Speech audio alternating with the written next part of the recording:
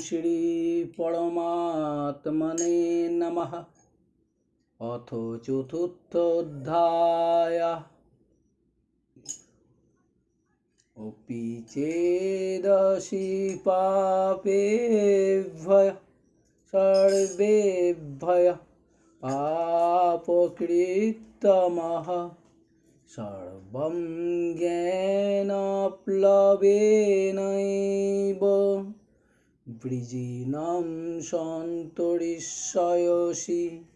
অর্থ, যদি তুমি সব থেকেও পাপিষ্ঠ হও, তবুও এই জ্ঞান ভেলার সাহায্যে পাপ সাগর সম্পূর্ণভাবে পার হতে পারবে। ভাবার্থ, শতবর্ষে ঘন অন্ধকারাবৃত স্থান সামান্য একটু প্রদীপের আলোয় নিমেষেই আলোকিত হয়ে যায়। ওই অন্ধকার দূর করতে আবার শতবর্ষ সময় লাগে না। তেমনি যিনি পাপিষ্ঠতম ব্যক্তি, তিনিও যদি প্রযত্ন করেন, তবে এই তত্ত্বজ্ঞানের আলোতে সাথে সাথেই তার সমস্ত পাপ ধুয়ে ফেলতে সক্ষম হবেন। অর্জুন পাপী নন। কথাগুলি অর্জুনকে উপলক্ষ করে ভগবান সমগ্র জীবের জন্যই বলেছেন। বাস্তবে ঘোরতর পাপীরও তত্ত্বজ্ঞান প্রভাবে নিজ কল্যাণ সম্ভব হয়ে থাকে। সাধারণত পাপী ব্যক্তি পরমাত্মায় বিশ্বাস রাখেন না, মহাপুরুষদের কাছে বা মন্দিরে যান না।